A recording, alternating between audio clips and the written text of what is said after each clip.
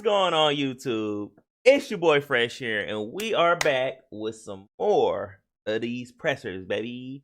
And I told you, remember video one, we was gonna go through all three of these pressers. We're gonna go through we're gonna go to Raheem Morris's and them. We're gonna say B. John Robinson and them for last. Feel me? So let's jump into this video, man. Don't forget to hit the like button, comment, and subscribe, baby. Please. Let's do this. We're gonna hit this up and then man, we're gonna talk through it and talk over it. So let's jump into it. First off, just our condolences Raheem Morris. losing him over the weekend, I believe, and to his Yeah. family and Hold up. those guys. And Let's take a moment of silence for him.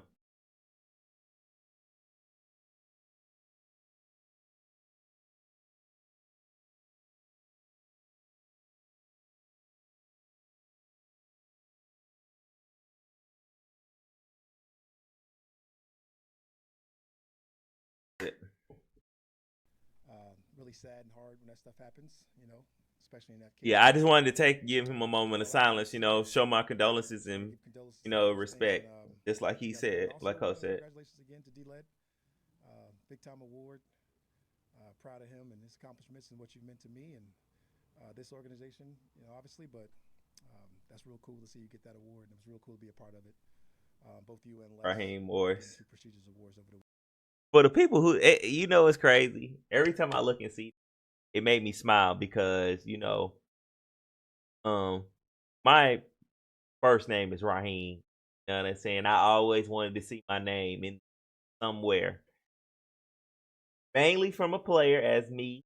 You know what I'm saying? But, I didn't make it there. So, hey, it's always good to see there in another way.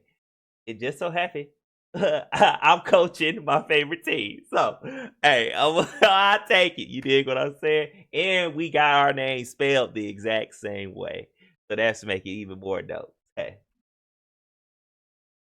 Weekend. So that was pretty cool.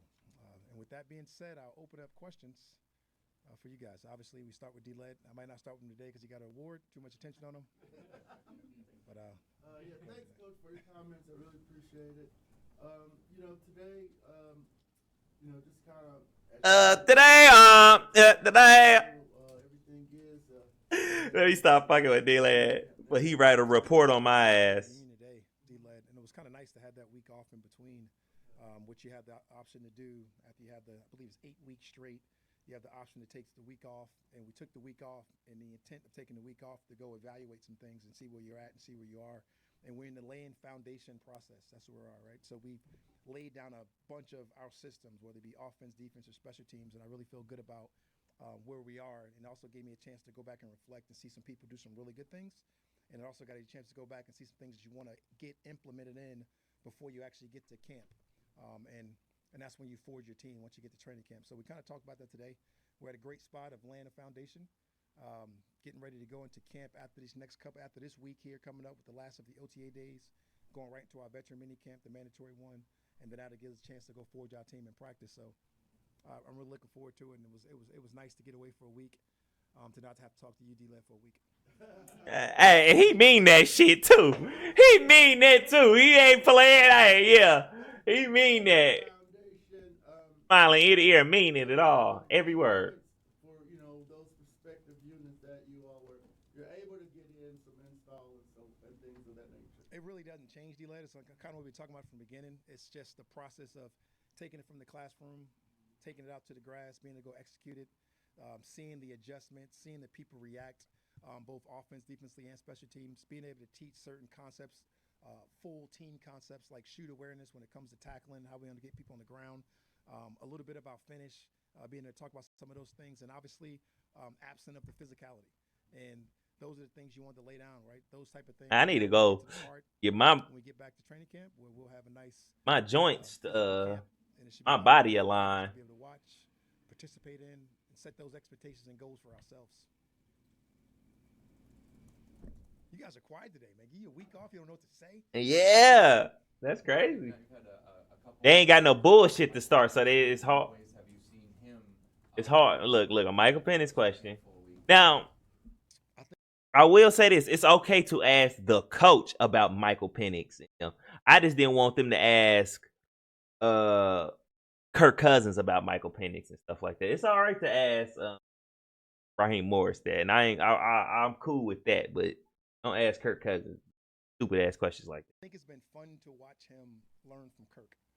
I think the cool part is him being in the background, being able to process, watching Kirk go through his way of doing his deal and be his authentic self.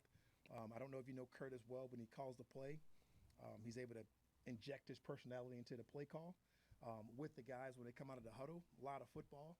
I like the way Mike's been able to take that from him, being able to see how he relates it to his guys and gets them out there and break the huddle and to break the snap and come out with efficiently and be able to throw the football where it needs to go. I've liked where he's grown to. I've seen this guy. I was just talking about this morning how he throws the football, gets his completion, and I watch him check the rest of the field and going through the rest of his progressions as he's going through his process. And that's really special when it comes to. Hey man, I ain't gonna lie. Michael Penix step on the field. Finally, like I legit think we gonna run the South for a cool while because you got to think about it. I'm gonna start with the Panthers. They might got their quarterback of the future, but they might not. He had a horrible first year, 2-15, horrible first year. He got to show a lot of imp, and he got to do it fast. Otherwise, he's going to get. So if the Panthers don't do the right things, they're going to be in a quarterback carousel. Let's go with the Saints, man. The Saints are in cap hell. They're gonna be in cap hell. I don't know how they keep signing players, keep getting this money and stuff like that. They're gonna be in quarterback hell. Excuse me. They got Derek Carr. He is not the future. Now they do have Spencer Rattler. Now I think he has talent and everything, but who knows when he will be ready to play or if he will ever be ready to play. But he's not a quarterback I fear. I've seen him in college at OU and at South Carolina. He got talent, but who knows what that team is going to look like due to by the time he gets up to be the quarterback for them, who knows what that team is going to look like. He might not have nothing. The Bucks, they got Baker Mayfield. Baker Mayfield is not scaring nobody. They have no backup plan for Baker Mayfield. They really only got Baker Mayfield for 2 years, pretty much. And then you're either going to have to re-sign him again, or you're going to have to draft your quarterback. And honestly, I don't see these next couple of years of quarterback might not even be that good. And then then they got to also think, what if they do win enough to not even be in the top part of the draft to get one of those guys, one of those good quarterbacks that might actually be good, that might come up. Never know. So we get this right. I like the fact that we are being able to sit this man and let him learn from a good veteran, one who has success. You know what I'm saying? He might not have a lot of playoff success, a lot of playoff appearances and stuff like that, but he has good regular season success. Coaching is what's going to take you over the top in the playoffs and get you to the Super Bowl. So you're talking about a rookie growing and developing and knowing what he should do or what he could do, even after the fact with his self-corrections, going right to Zach right after the play, or even Yates in the background, or DJ Williams in the background, just watching him do that stuff. And really all of those guys, not just Michael Penix in particular, but, Paddock and all those guys in the background, Heineke, all those guys have been really great. But Paddock is the quarterback from Illinois. Those things clearly stand out to me. I just want to inject your personality into a play call. Yeah, Kirk has a great way of doing it. He'll call the play call, and he'll have a nice joke for those guys right at the end of it. There's a lot of football plays right there, boys, and he gets real good. He's funny. It's kind of fun to watch. It always makes you smile when you're back there watching, knowing how many times you see it. He's a lot of fun to be around, those guys, and he definitely injects his personality in every play call that's out there. How valuable was just this week off for Kirk and even just maybe taking another step forward in what he's able to do? Like I said, I guarantee you, I told those guys, doing nothing was unacceptable, right, that last week. But being able to step back and probably watch yourself, get ready to get better, more in depth to the things that we want to do. I guarantee you, for guys that are veterans, it will show today. And those guys will come out ready to go, and they'll be ready to finish this offseason the right way, because they got so much pride in themselves. And they got so much pride in what they want to do, and they got so much pride in who they can be, and going about that process that I can't wait to go to practice today, and I can't wait to see those guys this week. Actually, it was pretty fun getting away from them for a while, but couldn't wait to get back with them. But like physically, is he able to do any more, or the reps increase at all for him? It would be hard for me to say that he can do any more based on the fact that he's done almost everything. I know he got him down. Yeah, man. Because that's what it is. You know, I mean, you could probably put everybody as limited right now because you're not going full speed up front. But Yeah. he's done just about everything that you could. And he don't need to go full speed. He don't need to do everything. You know, he need to let that let that Achilles heal up, and you know what I'm saying, work his way back. Not put wear and tear on it already before you get to the season. You know what? That's dumb. Nothing that you don't know about. Obviously, we expecting Bijan for the mini camp. Obviously, Jace came with the injury that we talked about before camp. Obviously, Grady's still where he is status quo. But everybody's status quo from what I remember. AJ, I think, will get back into the action a little bit, this week. So I look forward to that. And other than that, again, like I said, it's not what we do right now at this time. But if I forgot to mention somebody, call me back later and I'll tell you. Like I did D-Lad, I promised him I came back in total. With Kirk, how important is it is there a certain time that you want to be at 100 to go full tilt, between now and training camp? What's the date of our first game? That's what I was. Whatever that date is. Know if you wanted it beforehand. Whatever that date is of our first game that we line up against Pittsburgh and get ready to go play, I want him to feel as close to 100% as possible. With that room, you added too many names. And Kirk Cousins talked about that too in his interview. The staffing side as much as, whatever else, just with a Black, Whitmer, Zampese, along with, Zach. And Yeah, he wins one award. He's listening. Yeah. Get your shit correct, lead lad. In there letting your phone off. I'm assuming you're talking about the quarterback room. Yeah. Coming into the process and going through it all, like the most important position in arguably sports is probably the quarterback position. I am not a quarterback guy, and I want to surround myself with quarterback people. And I've always kind of been that way. I've always been on that nosy spectrum of it all, the Zampeses, the Witts, the Zach Robinsons, the TJ Yates, the DJ Williams, the KJ Blacks. All of the guys that are on our staff that have either playing experience at quarterback, coaching experience at quarterback, been with different guys, what it looks like, because you knew what the process was going to possibly look like, right? You're in the process of going to get a big-time free agent in Kirk Cousins, knowing exactly what you want as far as the processor, the person that you want to get, the guy in the room, the person that can lead your team, the person that can go behind that thing and win.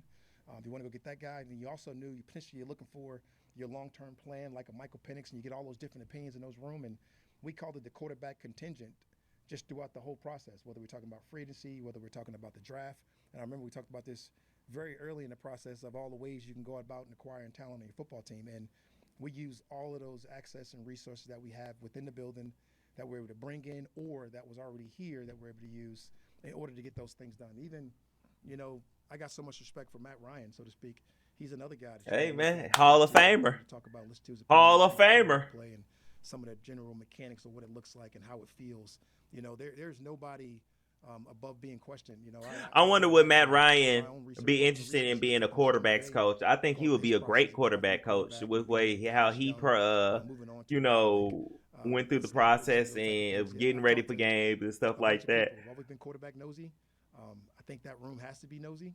I think that room's continue with a growth mindset, and I don't think that'll ever change within that room, within that process with those guys. And I think it's going great. You were doing that in Washington too when Kirk was. There's no doubt. Right? You know me for a while, and when it comes to that position, it's like no matter what you're doing, it's going to affect you in some way, right? So whether you're either covering it from a defensive back, I heard that phone go off again. Defensive coordinator, you want to look at those guys. You want to think about ways to cause confusion or maybe get in their head a different way, or at this point now either help them get out of their own way. It's just been beneficial throughout my career, and that quarterback room is always a special place. And you can't go in that much as a head coach right now. They got to give them a little space to talk about you somewhat, but it's always fun to go in there and get that information from those guys. Is Kirk a similar guy now than he was then? He is very similar when it comes to the tedious worker, but the maturity, the level of growth that he's acquired over the 12 I don't even know who he said, but really his overall it had to be. It's got to be Kirk. Confidence from within has definitely changed from what That he's talking about. He's always been humble. He came in humble. He remained that way. He's remained that way throughout our whole process here in Atlanta, and I just think that's one of the glowing positives about Kurt that you can't. Yeah, talk he about. is cocky. I'm curious, is the personality and the play calls at practice part of that experience and maturity? Is Alpha? I really believe so, because that injects his personality into the play call. It also speaks to the play caller. It allows those guys to have back and forth verbiage. It allows the guys to know, hey, it's okay if you don't know it right now. This is a lot of football plays, and it gives those guys confidence to go out there and execute it. And if they get it done, it just provides that confidence for all those guys. It just spreads throughout the football team, and it's been awesome. Is Penix doing that now too? I'm sorry, which one? Is Penix doing that now too? Is he injecting his personality like Kirk does? No, not yet. He won't. I don't think he'll be at that point yet until he gets a little bit more comfortable. But just like I said, his ability to sit behind that guy and watch him make the play call his own is something that I think is special for that guy. With the quarterbacks, how do you Way to be very respectful too. I can come to your question anytime. That balance between challenging and encouraging, building up versus breaking down a quarterback at this point. It's funny you say that. I think right now everything's about it encouraging, right? I showed this Des Bryant clip today I think is really powerful and cool. And he talks about how you talk to your kids, right? And he talked about don't yell at your kids and expect them to go to school and have a good day, right? So I think everything we do right now at this point, it's got to be encouraging, right? You got to have corrective criticism, but it's got to be encouraging. And I think we use that plan with our guys, right? I want these guys to go out there and feel confident. I want these guys to go out there and feel confident in their ability to go ahead and execute whatever we are going to ask them to do, that task of the day. And right now, that's what we're injecting these guys with confidence. So, getting these guys confidence, getting these guys ready to play fast, both offense, defense, special teams, I think is very important for all of us. Coach, right now, a quick question for you. Playing in the NFL, no joke, for players and coaches. And we know that the month of June is Men's Mental Health Awareness Month. Specifically, does the NFL or the Falcons have anything in place to help players address, and coaches address, the issues of mental challenges? 100%. It's tough duty to play in the National Football League. And when I got here, I actually talked about it. If you guys saw in the first team meeting that we had, I talked about mental health of the guys. And we're in the process right now of. And it is Mental Health Awareness Month for men. That's another thing I love about Raheem Morris. He really shows that he cares about people, and not just that you are a player for his person. That's what really counts, and that's what really makes a player want to play for you, because he knows you care beyond just what he does on. You know what I'm saying? And I think that is what's going to separate Raheem Morris from a lot of coaches this year. And I definitely feel like Raheem Morris has a good chance to win Coach of the Year this year. Of hiring people to put in place to be able to help. Though we do have to win. We have to win to make that happen. But I think he can definitely win Coach of the Year. That are part of our player development and engagement, and directors of those positions and those coordinator roles that really go out of their way to help our guys get better, whether it be personal life skills, whether it be on the field skills, whether it be performance, or whatever the case may be. And we only want to make that thing grow into this structure that's a little bit different in National Football Leagues. We want to be different than everybody else. When we got here, we talked about being world class. And I think when you talk about being world class, you're talking about world class in every single right. And I think that's one of the rights that you have to have for these guys, and how important that is, not only to myself, but our ownership and Arthur Blank and how he feels, and all the philanthropy that he's a part of, and everything that we've been a part of here, that I think it's just so important for our guys to be well-rounded across the board when it comes to all of those type of things, and definitely got to be able to help those guys in all those areas. Raheem, you've been using that video monitor on the side of the field. I'm curious, if you could just talk about what the benefits are of it, and where did that come from? What's the genesis of that? Stole it from LA. When I got out to LA, Sean had the 2 screens, which I hope to get here soon. The 2 screens. You get the 2 screens up, and it's nothing like going through a walkthrough, jog through, practice, and you look right to the right, and you can give a player immediate feedback on something that you may have missed live. And that immediate feedback is so important, right? Just like right now, you write a bad story right now about me, I'm gonna correct you right away. Boom, right? That story was awful, right? And giving you that immediate feedback will allow you to make those corrections in real live time, and to be able to repeat something so you don't leave something. I like that, bro. I like it. That immediate feedback for us is really important.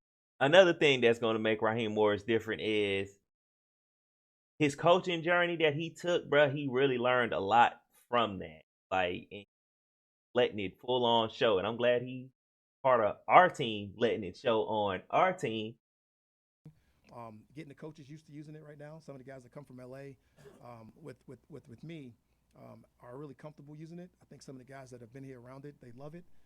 You start to pick up on it, and you'll start to see players go to those boards in the middle of place, right in between while it's going on to watch it. You know, I know Jalen Ramsey coaching him in LA. It was almost hard to get him off the board to the next play at times, but it is really helpful for that immediate feedback, which is really important in what we do on a day-to-day basis. I was curious with Kirk, because he's so detail-oriented, I'm assuming that he's probably something that he appreciates. Let me tell you right now, you'll start to notice the minute the quarterback releases the football and gets out of his hands and looks at the defense, see what it was, he'll be looking at that board while he's talking to the play caller or myself, and it becomes second nature to you because it became that way for me as a defensive coordinator in LA.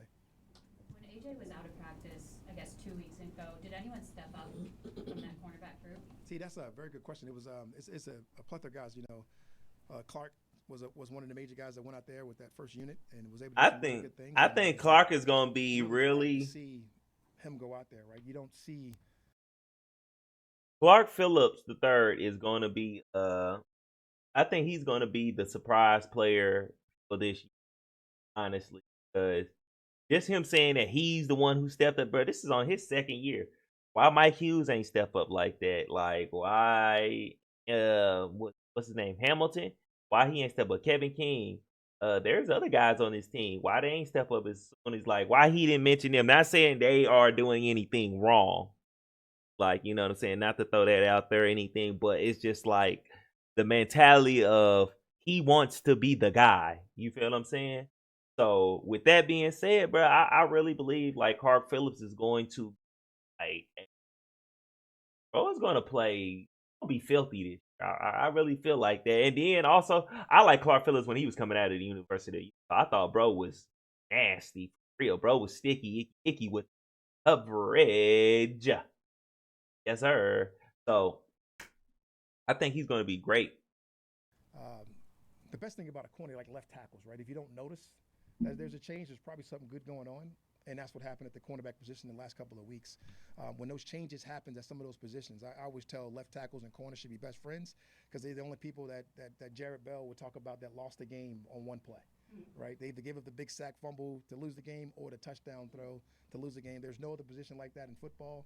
It just is what it is, right? So like when those guys are kind of invisible and they kind of shut things down, that's really a good sign. And that's what kind of happened that last week when AJ was out. And when you start to see those impact plays, those are the guys that separate, right? And then last week, Clark had a pick six. That's a pretty impactful play. And when those things happen, that's exciting to watch. When you're evaluating that position opposite AJ, what are you seeing from the guys in the room right now? Right now, all you can evaluate is what we can do out there is the movement, right? You can evaluate the communication. You can evaluate knowing what to do. You can evaluate not panicking when the ball's in the air. You can evaluate playing the ball while not leaving your feet and losing control of your body. So really, it just comes down to movement, body control, non-panic issues. How you doing back there, Mike? We're trying to sneak in a room. You the visitor? Yeah, get called out. You better hold that finger up. It's always fun. So those are the real things that you can evaluate right now when it comes to this part, these phases of what we're doing, and just how the rules are written that we can go about our business. So that's what we see right now. You mentioned the pick six by Clark, but what else have you noticed from him? Because he obviously did a really good job in his rookie year, but should take a next step forward. The detail, the serious demeanor. He's always smiling, but he's dead serious at all times. It's just you love the nature of the human. He just built from football. You can just tell. Everything about it. I'm sure he goes to the grocery store thinking about football. He's got a little bit of alien to him that way, and that's what I love about that young man. I'm just kind of curious, in your first year as head coach of this team, how do you kind of try to connect with the guys outside of football and really start to get to know them a little bit? That's funny. I'm good at connecting. It kind of happens almost natural, Allison. And I take it for granted at times, but it becomes a little bit more second nature for me, just walking in their spaces. When you get a chance to put yourself in their spaces and not be a nuisance, I think is what makes those guys more comfortable and let them let down the guards to let you in. And I think I'd be able to do that, been able to do that with a bunch of guys in our football team in a bunch of different ways, whether it's been personal, whether it's been football development, or whether it's just been just normal life behaviors, right? And these guys, they want that. They crave it. And it's been fun to just be a part of seeing these guys eat lunch with them, watching these guys move from drill to drill or practice area to practice area, or from media session to lunch, whatever the case may be. It's just been fun to watch these guys do it. It's been fun to be a part of it with them. It's been fun to connect with these guys via text, via phone calls, weekends, with their families, figuring out what they got going on. Just being a part of their life and allowing those guys to inject their life onto you a little bit so you can be able to help them as well. So it's been fun to be a part being of. more than a coach, a father figure, somebody who you can look to for guidance and stuff. That's a very important thing for a coach. The play has Also being a leader, you know what I'm saying? View, and the wide view goes on a loop until the next play starts. So it allows you to look up at the video board on the loop of the play that just went, while the play is being called, while the defense play is being called, while the team is huddling. So as a coach, it allows you to go over there and gather a bunch of information and be able to give that immediate feedback on whatever you need to coach if you get a chance to look at it really quickly. Now, a lot of times, these coaches are really good. You can see it live. You can see it right there on the fly, but it's very helpful to look up sometimes. And it's very helpful also to come off the practice field like you feel like you almost watched practice already as well too. So it just provides a lot of, what's the thing the coach is always looking for? They're always looking for time, right? And that saves us time, and that's another time-saving tool. Is that a Sean McVay thing? I stole it from LA, so I'm guessing. Sean, I don't know if Sean. I think it's a Dan Demetrison thing. They're the video guy that was at USC that is unbelievable. Jake's great, but this guy, he took it to another level when he talked about video screens, and they got a new facility being built, and he had these ideas that he was talking to me about, and he's a whack job in his own right. But He's funny. Outstanding. When you got guys that got the kind of passion about their job, is what you want, right? That's why we get these titles, and you want guys to have this obsessive control to make it great for people, and that's what he had out there. And I don't know if he started it. I don't know when it started out there in LA. I just recognized it when I got out there, and when I became a part of that culture and became a part of what I was looking at and what I was doing, it was like, oh man, this is a must. And to give our guy credit, Jake, he found a way to get it done. Not all the way yet, but we're almost there. If we get that second screen, we'll be rolling. But to get that first screen out there is a start to where we want to get going, so we can move down the field accordingly. Always have the ability to see it, have that view. You guys get a chance to see because I let you walk around the field. I never should let you walk around the field. I've seen you out there, but it is what it is, man. It's really good. I was thinking screen by training camp. We'll see. Don't put any pressure on my guy, Jake.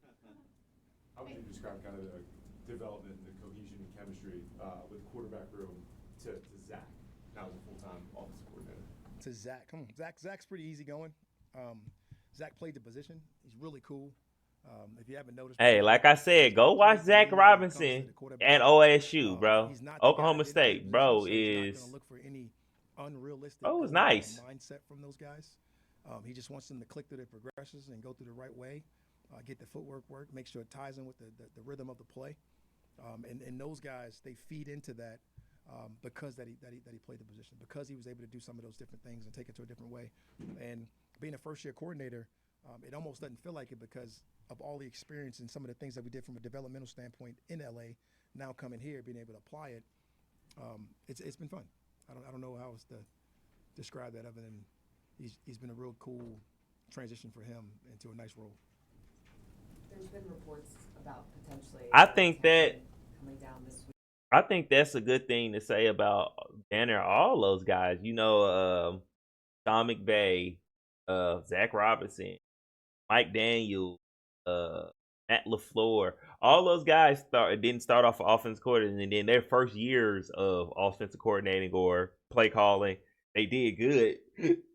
All of them guys was around each other, and all of them had that same detailed and feel to it. And I think this year, definitely Zach Robinson is going to do his thing as an offensive coordinator for real. Anything? Have you heard And I hope I honestly, I don't know. Alex. I hope he stick around for at least 2 years, 2, maybe 3, before he goes and be a head coach. Because I definitely think he's going to be a head coach. I think Jimmy Lake going to be a head coach too. Go away after minicamp next week. Yes. Players are gone for a bit. Anything that you don't want them doing physical-wise during that time off? You know, you can't overwork yourself. You know, obviously. They need to rest. They do a great job of giving these guys, you know, things that they're going to be able to do while they're away to maintain some of the things that they've already gained, you know, even get better, to get them back and ready to go, right? Obviously, we'll have our acclimation period once we get back, the 5-day acclimation period. That'll lead us right into what training camp's going to look like with the physicality of it all. But you got to pack on that body armor in order to be ready for that time. And the only way you do that is to work out and consistently get ready to do it. You can't go simulate playing football. It's tough to do. You know, there's nothing that we don't want them to do. Obviously, don't want them to hurt themselves, but we want them to be smart, and we'll get those guys the proper programs from Griff and the things that we want them to do, and how you want to do it to get it done. You know, everybody has a different routine. You know, some guys go out and get in shape different ways. I definitely had my different routine when I was younger. Don't know if it was the right way, but it worked for me. And I'm sure some guys got some of those type of things that they're going to do. But you got to figure out your routine, especially as a young player. Will you say like no skydiving, no what? Well, that's kind of like within their contracts. Yeah. So I didn't want to bring up some of the obvious things you don't want them to do. You know, there's a lot of things I can mention. I don't want them to drive down freaking our highway out here. Yeah, obviously. Nuts in Atlanta. But there's a couple things you can take away. But obviously, the things that's in their contract, you don't want them to do. Woke up this morning, can't remember nothing. Too busy just flowing from London. But I think I remember they calling me daddy. The match was covered in money.